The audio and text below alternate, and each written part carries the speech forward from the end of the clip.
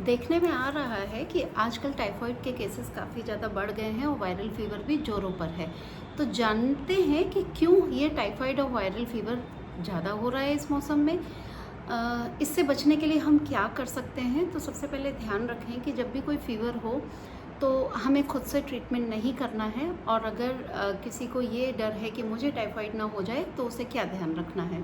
सो पहली बात हम प्रिवेंशन की करेंगे। प्रिवेंशन में ऐसा हुआ है कि हमको ये जानना है कि टाइफाइड का सोर्स क्या है, किस वजह से टाइफाइड होता है। तो जाने किस वाटर है वो एक बहुत बड़ा सोर्स हो जाता है, बहुत बड़ा माध्यम हो जाता है जिसके वजह से हमें टाइफाइड होता है।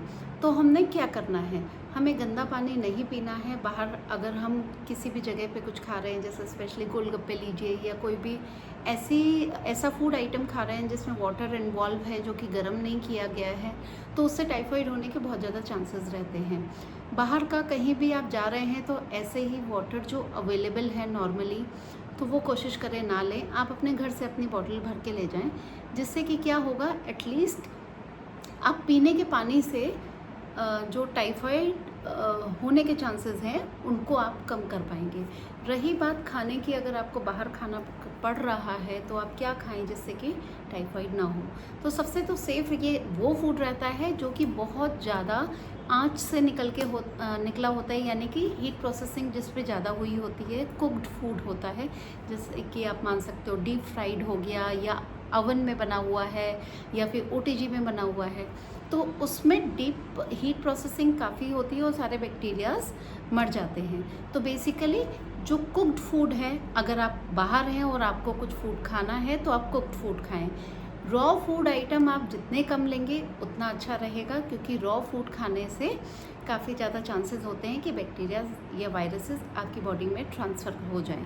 सिमिलरली जैसा मैंने कहा गोलगप्पे, तो इस तरह के फूड जहाँ पे भी हैंड हाइजीन का बहुत ध्यान रखा जाना है, या वाटर जो है वो free from virus and bacteria होना है, तो यहाँ पे सोर्स ऑफ कंटेमिनेशन बहुत ज़्यादा हो जाता है। तो ये चीज़ें इस टाइम पर अवॉइड करें। यस, ऑफ कोर्स अच्छे तेल में अगर टिक्की बन रही है, समोसे बन रहे हैं, तो वो आप, अच्छा मौसम है तो बाहर एंजॉय कर सकते हैं। फिर रही बात इसकी कि अगर वायरल हो जाए तो क्या करें। देखिए, वायरल जब हो गया तो वो, अगर वेदर चेंज है या वायरस से आपको इन्फेक्शन हो गया है तो वो तो हो गया, उसको तो आप नहीं रोक सकते थे। बट द थिंग इज़ कि अब क्या करना है, तो आप ध्यान रखें, डॉक्टर की सलाह के साथ दवाई लें, अपनी डाइट का पूरा ख्याल रखें, और डाइट इस तरह की लें जो कि हल्की हो, डाइजेस्ट करने में आपको ज़्यादा इशू नहीं आए। जैसे कि आप खिचड़ी कर्ड ले सकते हैं, या धुली हुई दालें और चावल ले सकते हैं, हल्की रोटी सब्जी भी ले सकते हैं, जो कि डाइजेस्ट करने में आपको काफ़ी हेल्प करेगी। अक्सर वायरल में देखा जाता है कि शुरुआत गले से होती है, या इसमें गला बहुत ज़्यादा आपका ख़राब हो जाता है, गले में इन्फेक्शन होती है, या फिर खराश होती है, गले में दर्द होता है। उसके लिए सबसे ज़्यादा सूदिंग रहता है, अगर आप चाय कॉफ़ी लेते हैं तो दिन में आप 2 बार चाय या कॉफ़ी ले सकते हैं। लेकिन बहुत ही अच्छा सोल्यूशन ये रहता है कि आप फ्रूट जूस ना लेके, बट हाँ वेजिटेबल सूप वगैरह लें, क्योंकि जब आप सूप लेंगे तो उसका टेम्परेचर ज़्यादा होगा, और ज़्यादा टेम्परेचर की आपने कोई भी चीज़ ली, या गर्म चीज़ कोई भी सिप सिप करके ली, तो आपके गले में काफ़ी सिकाई होती है, और गले को काफ़ी आराम मिलता है, गला ठीक होने में भी काफ़ी हेल्प मिलती है। इसके अलावा इसके फ़ायदे ये होते हैं कि जैसे भी अगर कोई म्यूकस है और आपको गले में खराश है, तो वो भी काफ़ी कुछ हद तक कंट्रोल आ जाती है।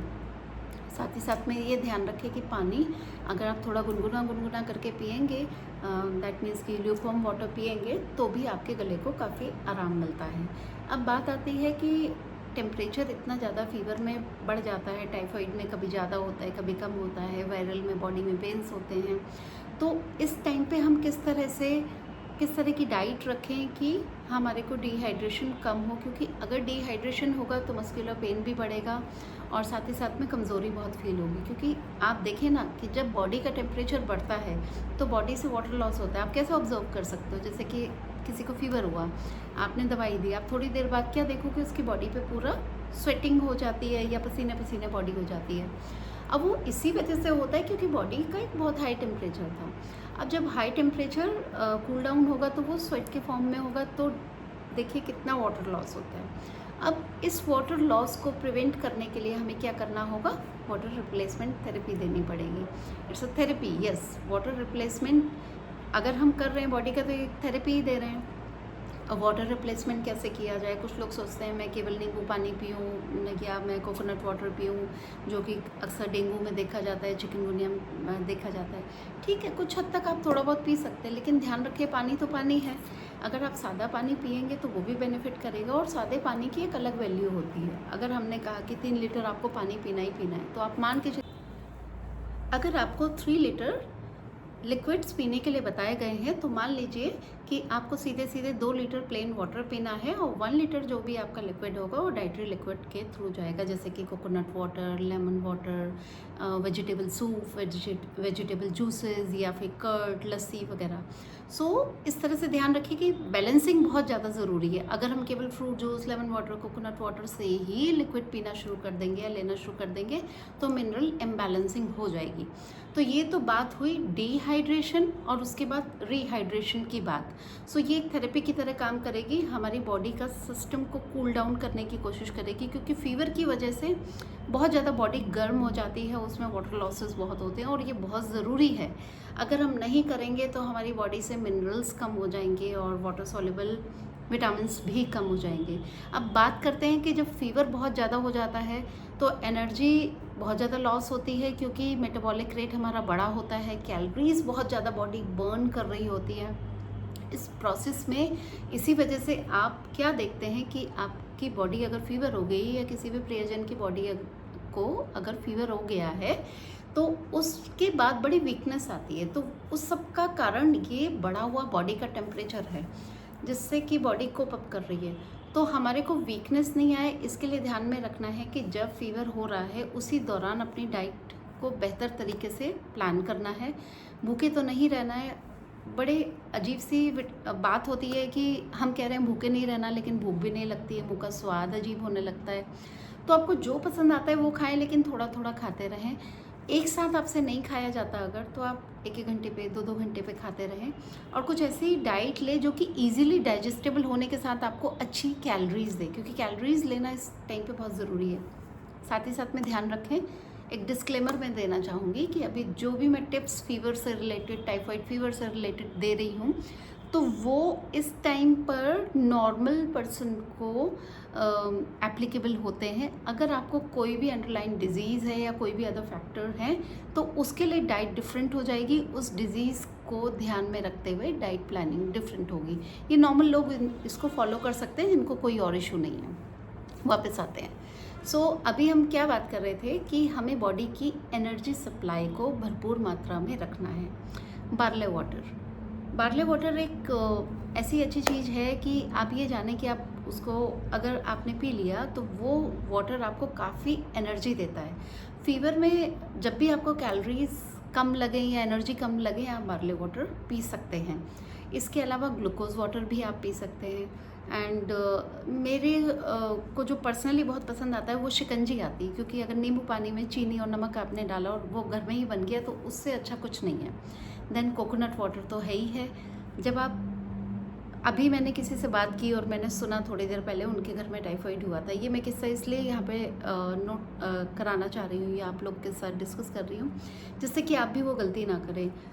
घर में किसी को फीवर होता है तो सीधे सीधे बॉयल खाना देना शुरू कर देते हैं, या बहुत हल्का खिलाना है तो उसमें घी नहीं डालेंगे, तड़का नहीं डालेंगे। प्लीज़ ऐसा मत कीजिए। एक तो वैसे ही टेस्ट बड्स हमारे ख़राब हुए हुए हैं, और उसके साथ में हम क्या कर रहे हैं कि एनर्जी की सप्लाई और बंद कर दे रहे हैं जो तड़के से आती।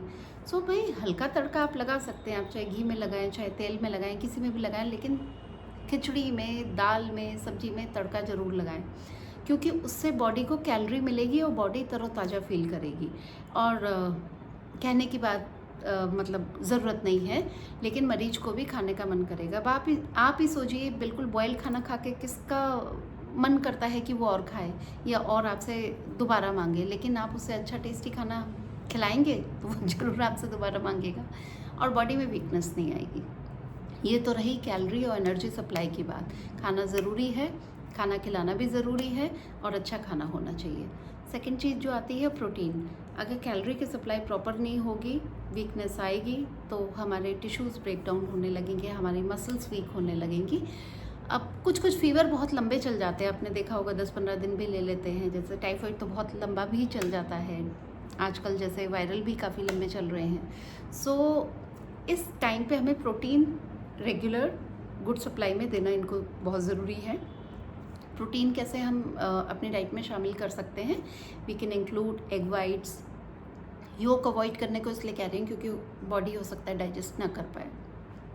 देन पनीर, टोफू, दूध से बनी चीज़ें, और उसके अलावा आपकी दालें। तो इन सब चीज़ों से हम प्रोटीन दे सकते हैं। खाना हल्का ही रहेगा टाइफाइड में, हैवी नहीं होगा, और फाइबर की मात्रा थोड़ी कम ही रहेगी क्योंकि इंटेस्टाइन्स थोड़ी सी अफेक्टेड रहती हैं। तो हम जितना हल्का खाना देंगे उतना अच्छा वो डाइजेस्ट करेंगे। हल्की सब्जियां हम दे सकते हैं। प्रोटीन इस तरह से लिया, फाइबर इस तरह से मैनेज किया कि हल्की सब्जियां हमने ले ली।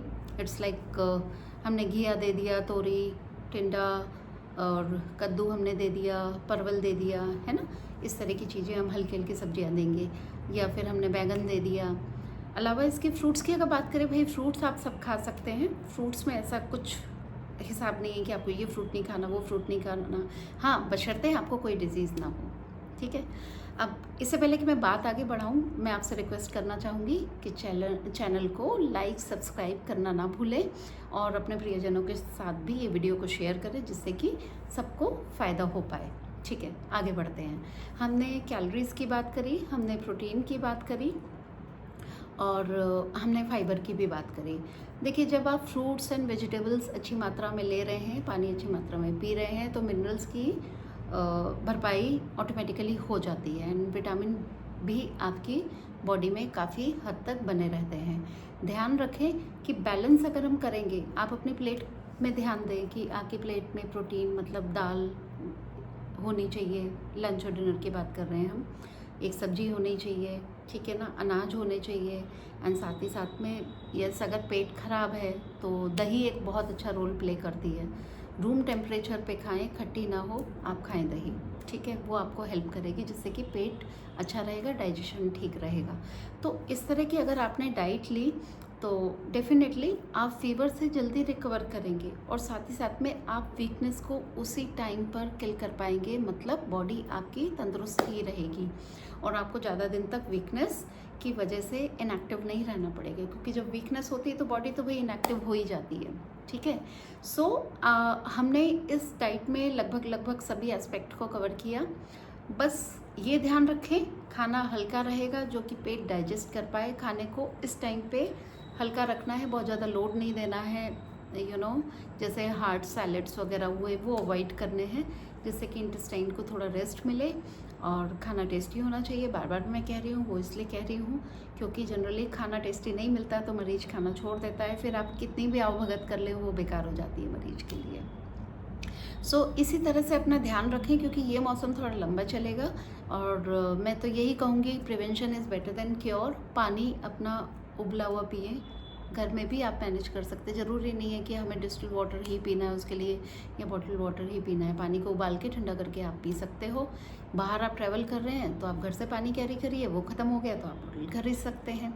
एंड कहीं भी बाहर हैं तो रॉ फूड ना खाएँ, कोई ऐसे ही लोकल वाटर, जैसे कि मैं बार बार कहूँगी गोलगप्पे, जबकि मेरा भी फेवरेट है, ऐसा नहीं है मेरी कोई गोलगप्पे से परेशानी है, दुश्मनी है, मेरा फेवरेट है, लेकिन इस मौसम में ना खाएं जबकि बरसातें रुक रुक के कभी भी हो रही कभी नहीं, है ना। बरसातों के मौसम में थोड़ा सा हमें ध्यान रखना है। एक बहुत बड़ी बात मैं कहना चाहूँगी साथ ही साथ में, हैंड हाइजीन का बहुत ध्यान रखें। खाना अगर साफ़ सुथरा है, पानी भी हमने अच्छा इस्तेमाल किया है, सपोज़ घर में ही हम कच्ची चीज़ें खा रहे हैं, बहुत अच्छे से धो के खा रहे हैं, लेकिन अगर हमने उसे गंदे हाथों से पेशेंट को खिला दिया या पेशेंट के ही हाथ गंदे हैं तो आप ये कहिए कि आपने खाने को फिर से संक्रमित कर दिया या कंटामिनेटेड कर दिया। अब कंटामिनेटेड फूड को अगर आप खिलाएंगे हेल्दी पर्सन को, तो जिस हाथ से उसने खाया उसके तो गंदगी ट्रैवल कर गई ना। यही बात बर्तनों पे लागू होती है। बर्तन साफ़ सुथरे होने चाहिए। अगर बर्तन साफ़ सुथरे नहीं होंगे तो भी इन्फेक्शन के बहुत ज़्यादा चांसेस हो सकते हैं। सो मैं आज का टॉपिक यहीं समाप्त करती हूँ। मेरी आपसे रिक्वेस्ट है, अगर आपको वीडियो पसंद आया हो तो लाइक, सब्सक्राइब एंड अपने प्रियजनों, अपने नियर एंड डियर वन, अपने फ्रेंड्स एंड रिलेटिव्स के साथ शेयर करना ना भूलें। मिलेंगे फिर किसी नए टॉपिक के साथ। मैं सोच रही हूँ कि मैं नवरात्रा डाइट पे आपसे बात करूँ, तो stay tune to know more. Thank you.